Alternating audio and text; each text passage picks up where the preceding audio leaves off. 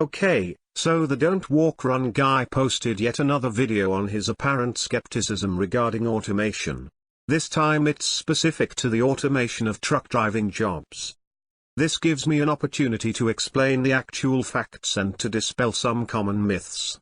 This time around, instead of citing any studies, the Don't Walk Run guy essentially provides a 10-minute argument from incredulity. What he doesn't seem to realize is that these questions and alleged problems have pretty much all been addressed. By the way, you'll notice he is only focusing on the trucking industry and is avoiding discussing other industries. Also keep in mind that we have industry titans who are in positions to really understand how automation will affect jobs, and they are saying we need to address it. So weigh that against the incredulity of people who are only addressing this topic for political reasons. You may have heard Mr. Yang talk about how automation and technology is going to displace millions of workers. My friends in Silicon Valley and my friends who work in technology know that what we did to the manufacturing workers, we are now going to do to the retail workers, the call center workers, the fast food workers, the truck drivers, and then even bookkeepers, accountants. Okay, enough with the fear-mongering. That's not fear-mongering, it's called looking at the data. As Andrew Yang has pointed out, we've already lost 4 million jobs due to automation, and the McKinsey report predicts that 22% of American work activities could be automated by 2030. But I guess it's only fear-mongering when it's robots instead of people. Sends its people, they're not sending their best. They're not sending you.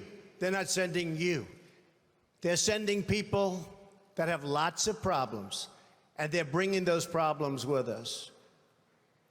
They're bringing drugs, they're bringing crime, they're rapists, and some, I assume, are good people. So in this episode, we're going to explore the question, are robot trucks going to steal millions of jobs from truck drivers? Notice the straw man argument? Andrew Yang points out that automation is going to take millions of jobs and names several industries, including truck driving. This guy wants to explore whether automation is going to take millions of truck driving jobs. For the foreseeable future, these robot trucks are only viable in two types of roles. The first is long-haul trucking, where freight is delivered over a distance of hundreds or even thousands of miles. Take, for example, this truck by Embark. First, the trailer is connected to the robot truck. Then a human being preps the truck and sends it on its way. The truck software can easily navigate long stretches of highway for hundreds of miles until it reaches its destination. And FYI, a driver is in the truck's cab at all times. As you can see, the truck software shines on highways, where lanes are well marked and traffic is a lot more predictable. TuSimple, who is partnered up with and running automated deliveries for UPS, is confident that we'll have driverless operations as early as 2020. Self-driving trucks do not work, however, are on city streets, where you can have thousands of pedestrians, bikes going the wrong way, streets with lanes that may or may not be marked, and other unpredictable conditions. The second role for automated trucks are tailored solutions that are specifically designed for each individual customer. For example, Volvo has installed 6 automated trucks to carry limes, in this case, partly on public roads. It's all controlled through a cloud-based service and management center. So while this might be replacing trucking jobs, it's creating new ones, i.e. people, to monitor and control the Vera fleet. These vehicles are designed for short-distance work in very specific circumstances, so you will never see one of these out on the highway, ever. Being a trucker is the most common job in 2019. Yes, automation will no doubt create new jobs. It will just take more than it creates, and it will leave a mismatch in skill sets and location between the jobs being replaced and those being created.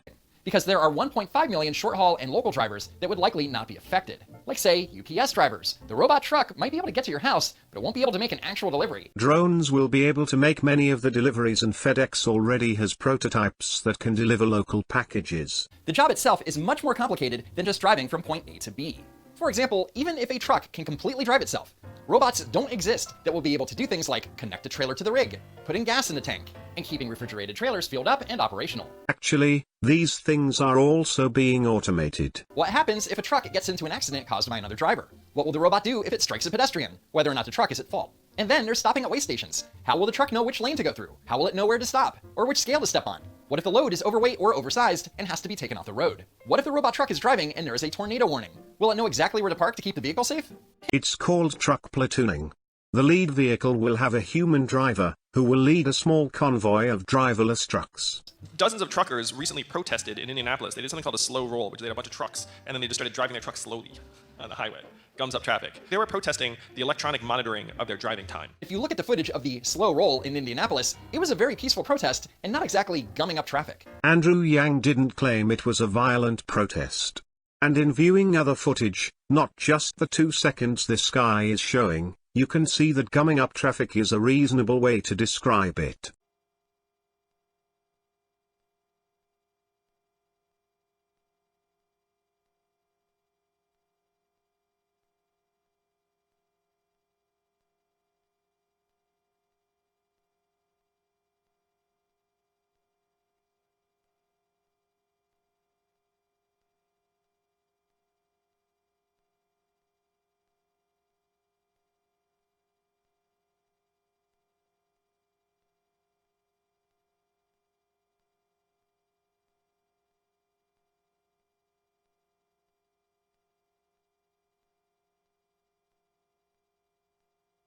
How do you think they're going to react when it's a robot truck that's actually taking the job away? I'm going to suggest they're not going to take that well. But instead of offering a solution or just coming to a logical conclusion, Yang is preparing for the worst. I get my job back, and there'll be a lot of truckers in the same situation. And check out this tweet where Yang tries to connect the Odessa shooter losing his job as a truck driver to people losing their jobs because of a robot truck takeover, implying that there could be thousands of similar incidents. Yang's dystopian narrative is very troubling, to say the least. We've already seen what happens during these periods of economic transition. Same goes for the rig itself. Someone could forcibly stop a truck and steal expensive parts. So companies might not be on board with the idea of shipping hundreds of thousands of dollars in freight unaccompanied, as they could be targets of theft. Otherwise, every day could look like a scene out of the Fast and the Furious. This isn't a movie, this is real life.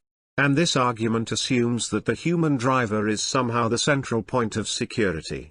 These trucks will have cameras that can see all around the truck, and there may very well be drones nearby and a human driver in the lead truck. What will a hijacker expect to do with a robot truck? It can simply shut down while the local authorities arrive on the scene. And since we are conflating movies with the real life, how will the hijackers know that a T-100 isn't deployed nearby? Or that the truck they're attempting to hijack is being driven by a T-1000, or better yet, that the truck won't transform to Optimus Prime? Snow covers the cameras. And what if there are tens of thousands of trucks on the road that are affected by the snow? That means you'll need tens of thousands of remote operators monitoring those trucks. This is already being worked on. To quote this article from Wired, like other players in this space, Ford is creating high-fidelity, 3D maps of the roads its autonomous cars will travel. Those maps include details like the exact position of the curbs and lane lines, trees and signs, along with local speed limits and other relevant rules. The more a car knows about an area, the more it can focus its sensors and computing power on detecting temporary obstacles, like people and other vehicles, in real time. Those maps have another advantage: the car can use them to figure out, within a centimeter, where it is at any given moment. Say the car can't see the lane lines, but it can see a nearby stop sign, which is on the map. Its LiDAR scanner tells it exactly how far it is from the sign.